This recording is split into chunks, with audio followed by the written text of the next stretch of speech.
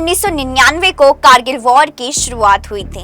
मई का ये महीना कारगिल में शहीद उन वीर सपूतों को समर्पित है जो देश की रक्षा में अपने प्राणों का बलिदान करने से पीछे नहीं हटे। आज मैं प्रियंका आपको बताने जाऊंगी उस शूरवीर की कहानी जिसका 57 दिन तक बर्फ में रहा पार्थिव शरीर लेकिन हाथों से ना छूटी बंदूक। मैं आपको बताने जाऊंगी उस शूरवीर सौरभ कालिया की कहानी जिसके पाकिस्तान ने काट दिए थे उनके आंख और कान, मगर डट कर लड़ता रहा जवान। सबसे पहले हम बात करेंगे जाबाज कैप्टन अमित भारद्वाज के बारे में। भारत पाकिस्तान युद्ध में वीर गति मिलने के बावजूद भारतीय सेना के इस शूरवीर का संग्राम खत्म नहीं हुआ, बल्कि अगले 57 दिनों तक वो एक अलग लड़ाई में मोर्चा लिए रहा। ये बात आज से करीब 26 साल पहले 1999 की है। तारीख थी 17 मई।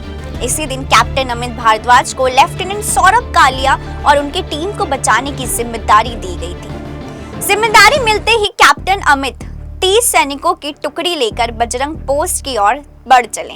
वहां पहुंचकर उन्होंने देखा कि दुश्मन की ताकत उनकी सोच से कहीं ज्यादा थी। संख्या में कम होने के बावजूद अमित ने हिम्मत नहीं हारी। उन्होंने तुरंत फैसला लिया कि अपनी टुकड़ी की जान बचाने के लिए पीछे हटना जरूरी है ताकि और सैनिकों को बुलाया जा सके। लेकिन दुश्मन की गोलियों के पीछे हटना आसान नहीं था।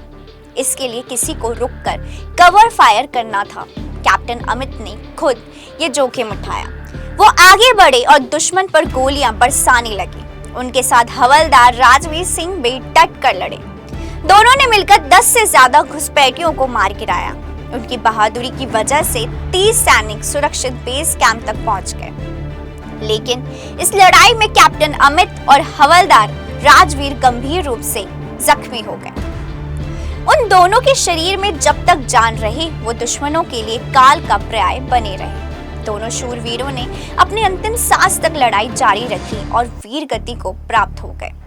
वीर गति मिलने के बाद भी कैप्टन अमित की लड़ाई खत्म नहीं हुई, बल्कि यहाँ से उनके लिए एक नई जंग शुरू हुई। दरअसल मुश्किल भरे हालातों की वजह से कैप्टन अमित का पार्थिव शरीर तुरंत नहीं मिल सका। 13 जुलाई 1999 को यानी 57 दिन बाद उनका पार्थिव शरीर युद्ध क्षेत्र से मिला। जिस समय भारतीय सेना के जवान उनके पार्थिव शरीर के पास पहुंचे तो पाया कि कैप्टन अमित ने अपने हाथ में राइफल अभी भी मजबूती से थाम रखी थी। कैप्टन अमित भारद्वाज उस वक्त सिर्फ 27 साल के थे जब उन्होंने देश के लिए अपनी जान कुर्बान की।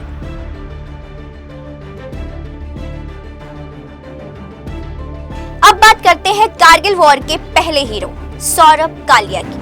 तारीख 3 मई 1999 किसी शख्स ने कारगिल की ऊंची चोटियों पर कुछ हथियारबंद पाकिस्तानियों को देखा और इसकी जानकारी इंडियन आर्मी को आकर दी। 14 मई को कैप्टन कालिया 5 जवानों के साथ पेट्रोलिंग पर निकल गए।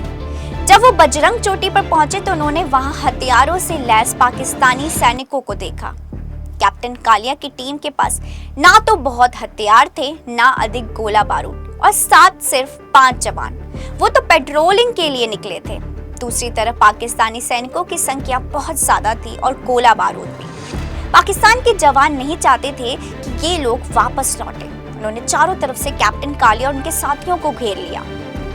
कालिया और उनके साथियों ने जमकर मुकाबला किया, लेकिन पाकिस्तानियों ने उन्हें बंदी बना लिया। फिर जो किया उसे बताना भी मुश्किल है। महज 22 साल की उम्र में 22 दिनों तक दुश्मन उन्हें बेहिसाब दर्द देता रहा। उन्होंने सौरभ के आंख कान काट कर बेरहमी से सौरभ का कत्ल कर दिया था और उनके बाकी के 5 सिपाही की हत्या कर दी और भारत को उनके शव सौंप दिए थे। जब कैप्टन कालिया का शव उनके घर पहुंचा तो सबसे पहले उनके भाई वैभव ने देखा। वो बताते हैं उस समय हम उनकी बॉडी पहचान तक नहीं पा रहे थे। चेहरे पर कुछ बचा ही नहीं था, ना आंखें न कान, सिर्फ आईब्रो बची थी। उनकी आईब्रो मेरी आईब्रो जैसी थी, इसी से हम उनके शव को पहचान पाए। इन 26 सालों में सौरभ के परिवार ने उन्हें न्याय दिलाने के लिए काफी संघर्ष किया। उन्होंने कई ऑफिस के चक्कर काटे। उनका परिवार चाहता है कि पाकिस्तान ने जो दरिंदगी सौरभ और उसके साथ पेट्रोलिंग पर गए जवानों के साथ दिखाई, उसे लेकर पाकिस्तान पर कार्रवाई, मामले को इंटरनेशनल कोर्ट ऑफ जस्टिस तक ले जाया जाए।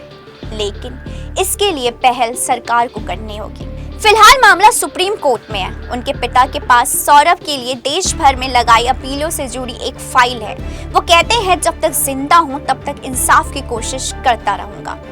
हम इंस्टा फीड की तरफ से अमित भारद्वाज और सौरभ कालिया जैसे उन सारे भारतीय शहीदों को दिल से भावपूर्ण श्रद्धांजलि देते हैं, जिन्होंने कारगिल वॉर और ऑपरेशन सिंदूर जैसे और भी कई ऑपरेशंस में अपनी जान की बाजी लगाकर हमारे देश की रक्षा करी। जय हिंद, जय भारत।